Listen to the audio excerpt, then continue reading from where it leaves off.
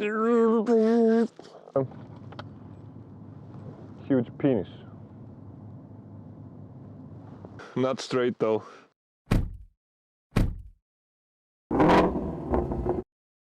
Hello viewers! Welcome to Winter Wonderland. This is the first episode in a new series called Although cars have gotten bigger throughout the years, it seems that the space inside has stayed the same. That might not matter to you, but for me, who is way above the average height, it's a huge problem. I can't fit anywhere. The whole planet is discriminating me. So join me on a quest to find an above average car for the above average person. In these videos we will be grading different cars on 5 aspects. Number 1, value. Basically, how much car do you get for the price. Number 2, quality. How the car has aged, does everything work, is it rotting through the floor, stuff like that. Number 3, powertrain. How good is the engine, how fuel efficient it is. Number 4, practicality. How much stuff can you fit in the car besides the driver? Number 5, coolness. Is it okay to be seen publicly driving the car? Do you feel cooler or uncooler when you sit in the driver's seat? So what is the first car that comes to mind when you think big?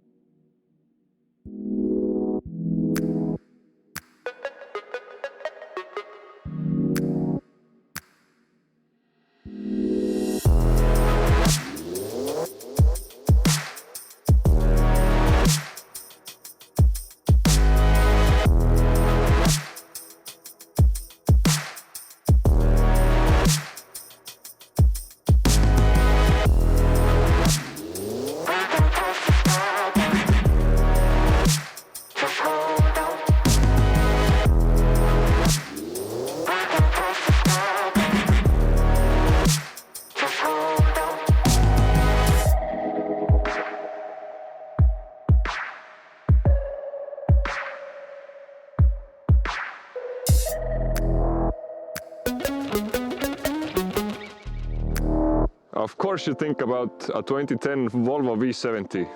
Well, probably not, but it was the first car I got my hands on. The car belongs to my brother, who is also above average in the height department, so it should be a good benchmark. The car is definitely not small. It's over 4.8 meters long and 2.1 wide. The first generation V70 was a successor to the 850. It was still boxy, but it started to steer away from the square lines of the earlier Volvos. The second generation was arguably the most successful of the 3, with almost 600,000 cars produced. This one, the third generation, was the last one, and they stopped production in 2016. There were a lot of different engines to choose from. The one we have here is the Drive E version. It's a 1.6 liter turbo diesel. It was the most economical engine option available. Without further ado, let's evaluate the car. Number 1, value. My brother bought this car in 2020 for 5,000 euros. He put 1,000 euros in, he had it serviced, he got a new battery, he fixed the leak in the turbo, and he had a tow bar installed. So in total it was basically a 6,000 euro car. After the initial investment, it has basically been smooth sailing, only servicing and fuel. The car recently came back from a road trip from Estonia to Albania to Italy to back to Estonia, and they had no problems whatsoever. If we look at the market today, we can see that the price has not actually dropped, with the cheapest one available at 4,800 and the most expensive one being on sale for 6,600. So for around 6,000 euros you get a full leather interior, you get cruise control, you get screens in the headrests, you get parking sensors in the front and in the back. You get Bluetooth connectivity, although you can't play music, it's only for phone calls. You get navigation, and the trunk opens automatically. And the trunk opens automatically.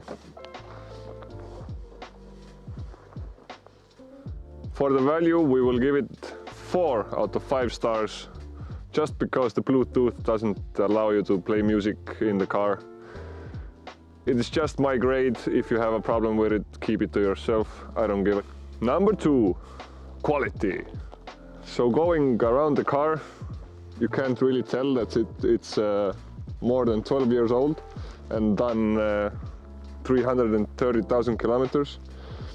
There are no rust spots we could find. The body is in very good shape, just some scratches and dents, but that's not about the quality. That's done by the driver or someone else.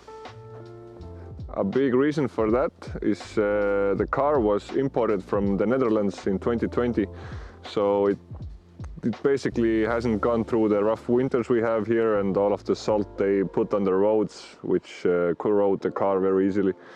Moving to the inside of the car, the leather is in very good condition, practically new. All of the electronics seem to work, even the navigation sliding out of the dashboard.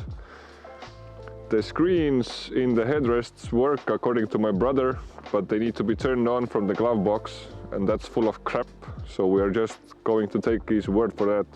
We have some cup holders here. They seem big enough to fit 2 at the same time.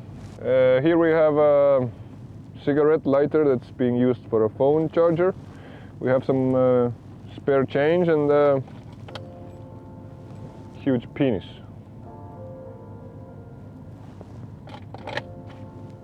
Yes, let's move on.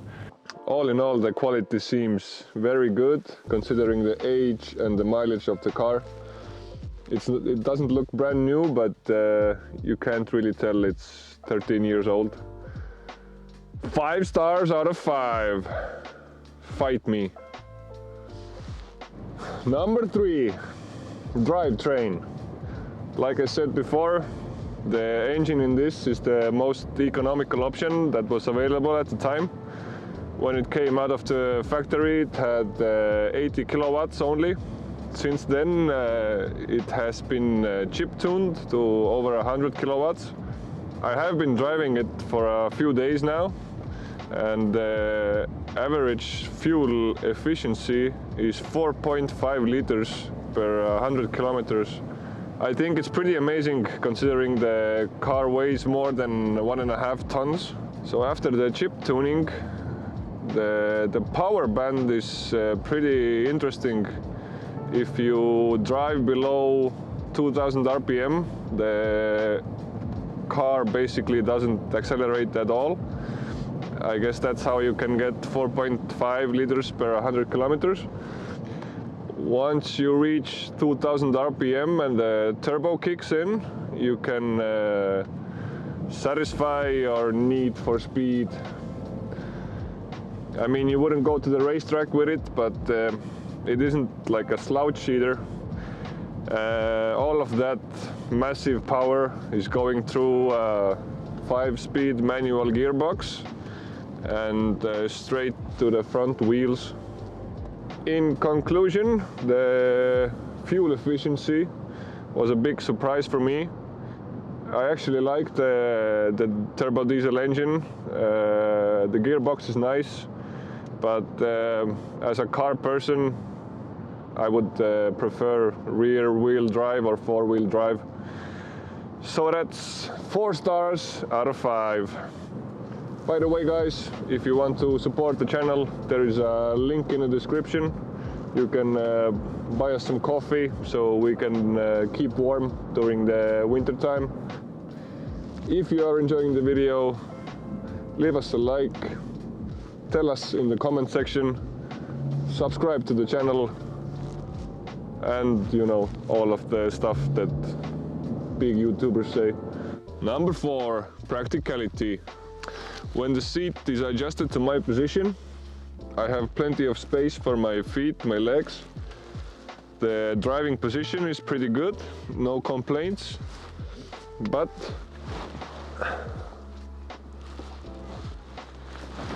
the problem is when somebody needs to sit behind me, if they're as tall as me, it's pretty unbearable for a longer trip. There is plenty of headspace, which is good, but nowhere to put my legs. We could move the seat forward, but we are looking for a car for the above average driver.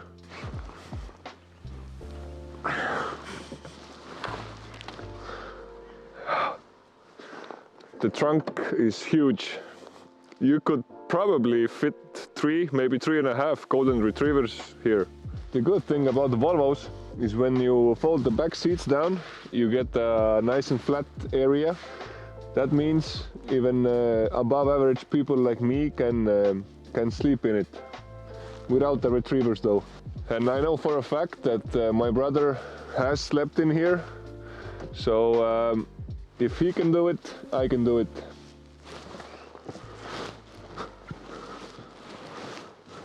Good night.